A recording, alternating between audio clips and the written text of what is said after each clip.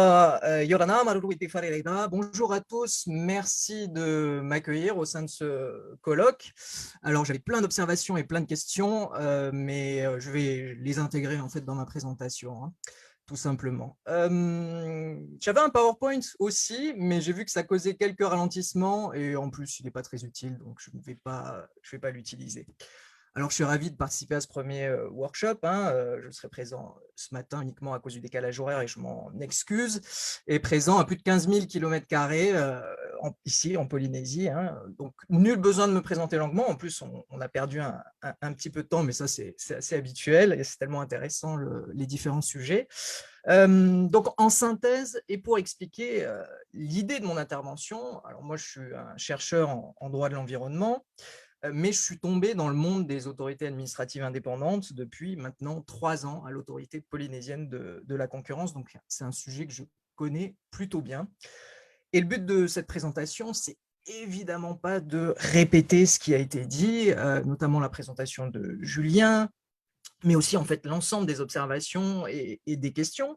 Ça sera un peu répétitif et c'est évidemment pas très intéressant. Non, ce que je vais faire, je vais vous donner un petit retour d'expérience globale des deux plus jeunes autorités administratives indépendantes de la République, hein, qui sont l'autorité polynésienne de la concurrence et l'autorité de la concurrence de la Nouvelle-Calédonie. Mais évidemment, on va appliquer ça au domaine de la potentielle création d'une AI ou d'une API environnementale. Alors, je vais utiliser le terme AI, mais je ne mets pas de côté API, hein, je veux dire, la personnalité morale, on en a parlé. D'ailleurs, ça me permet de rebondir sur quelques petits éléments que j'ai entendus ici. Je vais vous parler d'AI au sens plus large que le futur éventuel défenseur de l'environnement, c'est-à-dire que je prends la base d'une autorité administrative indépendante dotée d'un collège, et on va y revenir. Il y a eu un débat intéressant, hein, sur la personnalisation ou la personnification au sein d'une AI. Il y a aussi le président, hein. Quand on a une autorité administrative indépendante dotée d'un collège, le président est souvent une personnalité forte et reconnaissable, et l'on voit bien avec l'autorité de la concurrence nationale. Alors, évidemment, pas aussi forte que les AI à un membre, en fait, mais c'est une personnification qui existe, une personnalisation. Donc, au niveau politique aussi, on a cette possibilité, et le président d'une AI doté d'un collège peut avoir des attributions et un mandat assez extensif. En tout cas, je ne tomberai pas dans le débat AI ou API. Subjectivement, l'API, c'est mieux parce qu'il y a la personnalité juridique. Par contre, certaines AI ont des compétences qui sont tout à fait importantes. J'ai entendu le fait d'ester en justice. L'autorité de la concurrence, elle peut ester en justice, hein, sans passer par l'État. Et elle n'est pas dotée de la personnalité morale. L'autorité de la polynésienne de la concurrence peut ester en justice, et elle l'a esté en justice sans passer par quelconque autorité tierce. Mais c'est vrai que ce n'est pas une généralité pour toutes les AI, alors que ça l'est de base pour une autorité dotée de la personnalité morale. Alors, on ne va pas parler de droit de la concurrence. Évidemment, ce qui nous intéresse, c'est le droit de l'environnement et la fameuse création potentielle de cette AI environnementale. Et on va voir seulement, et très rapidement, 4 points liés à ce retour d'expérience, 4 enseignements plutôt personnels d'ailleurs, que j'aimerais transmettre aujourd'hui dans le cadre de cette intervention. Alors, le premier enseignement, c'est qu'il faut être résilient, et on le voit bien aujourd'hui, il y a tellement de questions sur le sujet, je n'utilise pas ce mot de manière innocente, vu qu'il est largement utilisé en droit de l'environnement, mais ce n'est pas la seule raison, parce que quand on parle d'autorité administrative indépendante, il faut être résilient par la patience. Tout d'abord, tout le monde entend toujours la fameuse phrase « Votre projet ne verra jamais le jour », ou avec difficulté. Et la doctrine, souvent, elle est créatrice elle propose des idées qui ne voient le jour que bien plus tard. Et quand on voit la création de la CNIL et la loi et la loi organique sur les autorités administratives indépendantes et les API, eh bien, il y a 39 ans d'écart quand même, hein. Donc, pendant 39 ans, c'était quand même un régime tout à fait confus et en tout cas hétérogène. Alors, pour revenir à l'autorité de la concurrence, la Nouvelle-Calédonie et l'autorité polynésienne, hein, l'APC et la CNC, si on se base sur la CNC, elle est devenue active 4 ans après sa création, hein. Elle a été créée par une loi du pays de 2014, donc 4 ans après quand même. C'est long. Et l'APC en Polynésie n'a eu à attendre qu'1 an après l'adoption de la loi du pays, idoine, hein, mais il faut mettre en avant le constat que le droit de la concurrence n'existait tout simplement pas. Avant cette loi du pays de 2015, il n'y avait pas de droit de la concurrence en Polynésie, donc là aussi, il a fallu attendre quand même très, très longtemps. Finalement, enfin, au final, les AI aujourd'hui et les API, elles ont un régime normatif stable. Et si on reprend l'exemple de l'APC et de la CNC, elles fonctionnent tout à fait normalement. Donc, il faut être patient, certes, mais il faut surtout être résilient par sa volonté et sa conviction d'un tel projet. Et manifestement, tout le monde a une conviction forte dans un tel projet aujourd'hui. Les affirmations du type « ça sert à rien », ça coûte trop cher, ça va tout compliquer et c'est inadapté au contexte, ont été entendus et continuent d'être entendus à propos de l'ensemble des AI de la République, des plus jeunes aux plus anciennes. Et il y a eu quelques éléments en la matière aujourd'hui, ce matin. Alors, quelques réponses simples à ces déclarations à la lueur de l'expérience que j'en ai dans le Pacifique. Premier point, dans tous les cas, et je dis bien dans tous les cas, en tout cas dès qu'il y a la possibilité de sanctionner, une AI, même si son activité est réduite ou balbutiante, eh bien, il y a, donc, même si elle a une activité très faible, en gros, eh bien, il y a un effet de compliance, de mise en conformité des acteurs face à la crainte d'être lourdement sanctionné par ce nouvel acteur, ce nouveau joker qui va agir dans le secteur. Donc parfois, l'autorité, elle n'a même pas à agir pour être efficace et c'est quand même un effet intéressant, sous réserve évidemment qu'elle possède les compétences nécessaires. Point numéro 2, les jeunes autorités du Pacifique, elles fonctionnent avec un budget annuel de moins de 140 000 €, donc c'est peu. Évidemment, si on réfléchit à une AI ou une API environnementale d'ampleur nationale, et ça va coûter plus cher. Oui, parce que ça va demander beaucoup de moyens, mais ça peut être réfléchi, réalisé de manière rationnelle. Et il faut quand même mettre en avant que beaucoup d'AI, et je pense à l'autorité de la concurrence, eh bien, ce sont des sources de financement pour l'État. Entre 2011 et 2018, l'autorité nationale de la concurrence, elle a prononcé pour 4,5 milliards d'euros de sanctions qui sont tombées dans le budget de l'État. Alors, évidemment, oui, il y a cette situation assez particulière où l'État se condamne lui-même. Et c'est un exemple typique, ça arrive, effectivement. Alors, au niveau budgétaire, ça a un intérêt moindre, mais par contre, ça a un intérêt au niveau un peu comme en droit international, en droit international et droit international de l'environnement, de shame effect, parce que les AI, elles publient, elles communiquent, et en quelque sorte, le service administratif qui serait condamné en quelque sorte, eh bien, il va déguster en fait au niveau médiatique, et ça peut permettre d'arriver à une forme de compliance aussi un petit peu plus efficace. Alors, troisième point, il y a des économies qui vont être aussi réalisées sur d'autres aspects, parce que quand on crée une AI, on réfléchit à la rationalisation de ses propres institutions administratives. Donc, on ne rajoute pas une couche pour rajouter une couche. Si on rajoute un acteur public, eh bien, ça peut au contraire contribuer à une certaine forme de simplification administrative. Et il faut que ça conduise à une simplification administrative, sinon ça ne sert pas à grand-chose. Bon, le quatrième et dernier point là-dessus, c'est qu'on a souvent entendu, en ce qui nous concerne dans le Pacifique, pourquoi une autorité de la concurrence dans un contexte insulaire, c'est trop petit, et ça sonne bizarrement à mes oreilles comme pourquoi une autorité environnementale, il y a suffisamment d'organismes qui s'occupent de l'environnement. Le problème avec ce type de question, c'est qu'on bloque une évolution sans penser aux raisons mêmes qui la justifient, et en l'espèce, par exemple, pour l'APIE ou l'AAIE, une meilleure efficacité des sanctions environnementales. On va basculer au Second enseignement, donc le premier enseignement, c'était il faut être résilient. Le deuxième enseignement, c'est que l'indépendance, elle fonctionne. L'indépendance, elle fonctionne réellement. Quand je parle d'indépendance, je fais référence à l'indépendance face aux autorités publiques, mais aussi aux acteurs du secteur dont on a la charge. Donc, on a vraiment cette double forme d'indépendance, et Julien en a parlé ici, et c'est très important, notamment pour les autorités de régulation, et c'est toujours ce qu'on met un peu en avant. Il faut que les autorités de régulation soient indépendantes des autorités élues, en quelque sorte, en tout cas du pouvoir exécutif, pour éviter les conflits d'intérêts. Alors, contrairement à ce qu'on pourrait penser, mais ça a déjà été examiné dans une précédente intervention, l'indépendance des AI, elle n'est pas clairement définie par les textes. La loi de 2017 et la loi organique de 2017 ne définissent pas du tout ce que c'est l'indépendance. Et la loi organique polynésienne, le statut de la Polynésie française, lui non plus, il ne définit pas du tout ce que c'est l'indépendance. Alors, on pourrait penser que c'est une formule incantatoire, une simple formule incantatoire.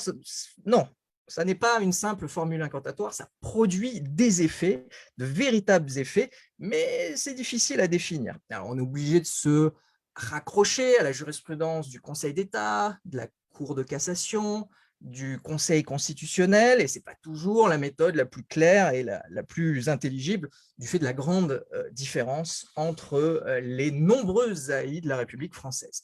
Bon, en synthèse, l'indépendance, pour moi en tout cas, c'est, au vu de la pratique, premier point, ne pas être soumis à un pouvoir hiérarchique, et donc pour une AI, ne pas avoir de ministère de tutelle, c'est très important.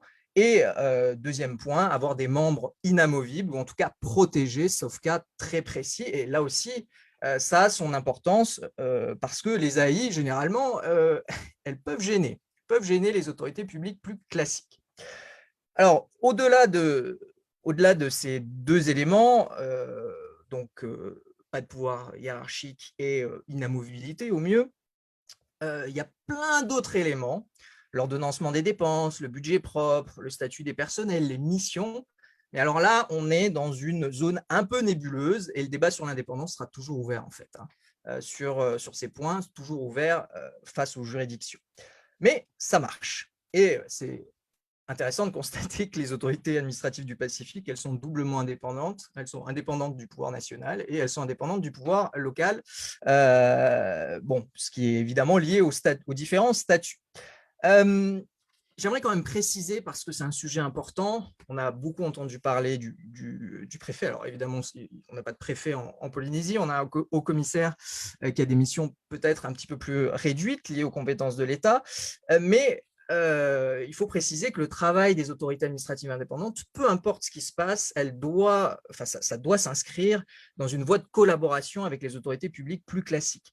Parce que dans la plupart des AI, le pouvoir exécutif, en fait, il bénéficie de ce qu'on appelle un pouvoir d'évocation dans certains cas. Et c'est là où on retrouve la notion d'équilibre des différents intérêts généraux que Julien a énoncés. Le pouvoir exécutif peut évoquer une affaire, c'est-à-dire s'opposer à une décision de l'autorité administrative indépendante pour des raisons d'intérêt général, mais donc autres que, en l'espèce, la protection de l'environnement.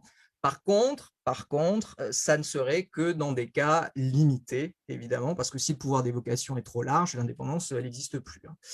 C'est une évidence. En l'espèce, pour les autorités de la concurrence, c'est en matière d'autorisation administrative.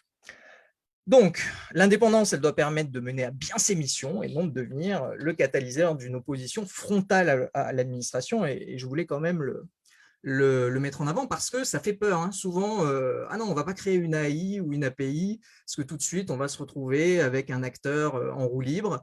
Non, ce sont de toute manière les AI et les API, elles collaborent avec les autorités publiques, mais elles ne sont pas soumises à ces mêmes autorités. En fait, une AI, elle fait partie de l'administration, mais elle bénéficie d'atouts indéniables. Alors, troisième enseignement, les missions des AI existantes sont transposables pour l'environnement. Et ça, c'est intéressant. OK, je sais, les AI sont très hétérogènes, mais en tout état de cause, pour la plupart, et je prends les autorités de la concurrence comme exemple, elles possèdent trois types d'attributions. Alors, tout d'abord, des attributions en matière de prévention, dites ex ante. Donc, par exemple, les autorités administratives pour les opérations de concentration qu'on retrouve dans les autorités de la concurrence. Ensuite, elle possède des attributions en matière de contentieux qu'on appelle aussi ex post. Et là, ça sera les pratiques anticoncurrentielles à proprement parler. Et enfin, des attributions consultatives pour les projets de loi ou les propositions de loi, mais aussi plus largement pour tout ce qui concerne l'advocacy, c'est-à-dire que la pédagogie, mettre un peu de pédagogie, et Madame la députée en a parlé, c'est-à-dire avoir un dialogue avec les différents élus notamment, ou les différents acteurs du milieu. Alors, ces trois attributions classiques sont parfaitement transposables dans le cadre d'une potentielle AI environnementale. Alors, les missions ex ante, elles s'inscrivent parfaitement dans le processus des installations classées pour l'environnement, les ICPE, mais pas seulement.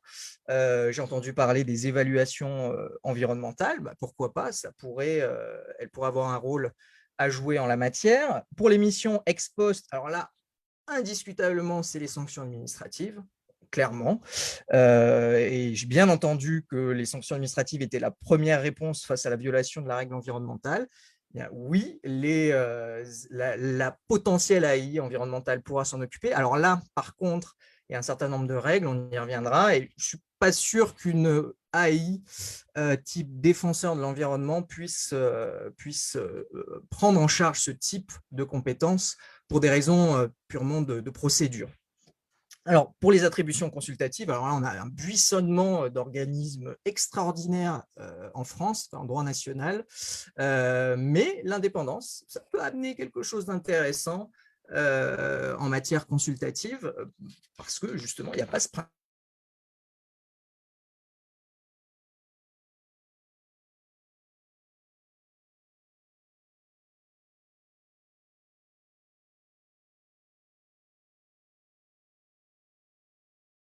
administratif en matière environnementale en France. Mais sur le papier, il n'y a rien qui s'oppose à la création d'une autorité de ce type, et c'est même plutôt logique et rationnel, si en tout cas on veut rendre la protection de l'environnement plus efficace. Alors, dernier enseignement, quatrième, les sanctions administratives sont efficaces. Elles sont efficaces.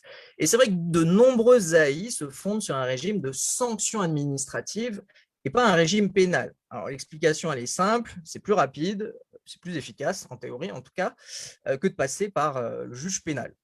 Et aussi, il y a un autre élément à prendre en considération, c'est que de nombreuses AI ne prêtent pas en considération l'aspect de réparation du préjudice. Elles se contentent de sanctionner le comportement répréhensible pour éviter une réitération. Pour avoir son préjudice réparé, en fait, il faut aller voir le juge. Par exemple, pour les autorités de la concurrence, ce sont les juridictions commerciales. Alors, ce n'est pas parce que le régime des sanctions administratives paraît plus facile que l'on tombe dans un quelconque arbitraire. Et c'est ça que je voulais préciser très rapidement. Les procédures contentieuses, elles doivent respecter les droits de la défense, dont évidemment le principe du contradictoire. Elles doivent d'ailleurs respecter l'ensemble des principes, des libertés fondamentales processuelles, ce qui, de fait et de droit même, empêche une AI dotée d'une seule personne, un juge unique, de rendre la totalité des sanctions administratives. Pour des procédures simplifiées, peut-être, mais pour des affaires plus complexes, là, il faudra quelque chose de plus costaud, sinon c'est le contentieux et c'est l'annulation devant le juge. Et aujourd'hui, même les autorités administratives indépendantes qui disposent de ces compétences et qui sont très pointilleuses se font annuler leurs décisions parce que parfois, à une étape de la procédure, il y a quelque chose qui a bloqué. Et d'ailleurs, j'aimerais préciser que les AI, elles sont considérées, alors il y a une dernière décision un peu bizarre de la Cour de cassation, mais elles sont pleinement considérées comme des juridictions quand elles rendent des décisions contentieuses. Donc, c'est assez fluctuant au niveau de la jurisprudence, mais c'est la dernière, elle date du 7 juin 2020. Donc voilà, il y a les recours, on l'a déjà vu, mais les sanctions administratives sont dissuasives, elles sont efficaces, et en plus, pour la plupart des AI, il y a un principe de réitération, par exemple pour l'autorité de la concurrence. Vous fautez une fois, vous vous faites sanctionner. La deuxième fois, eh bien, les sanctions peuvent être beaucoup plus sévères. Et je pense aux sanctions d'injonction structurelle pour l'autorité de la concurrence. En gros, on peut démembrer votre groupe si votre groupe économique, dès lors que vous réitérez l'action négative. Donc, justement, la sanction elle a un rôle fondamental ici. Bon, pour conclure, oula, j'étais un peu long aussi. Qu'est-ce qu'on peut déduire de l'expérience de ces deux autorités, mais d'un point de vue global?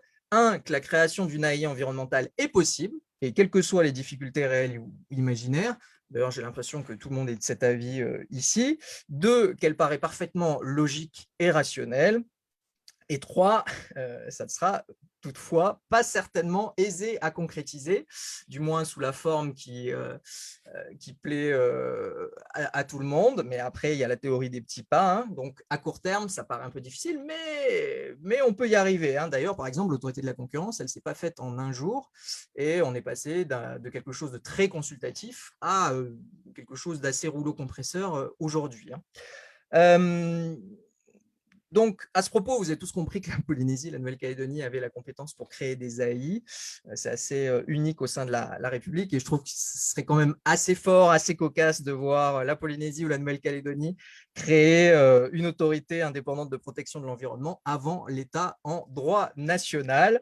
On verra bien, mais en tout cas, nos institutions nationales, elles ont toutes les clés pour se saisir de ce sujet, vraiment à bras-le-corps, et en tout cas, si elles ont véritablement la volonté de rendre notre droit de l'environnement plus efficient. Marurua, merci à tous.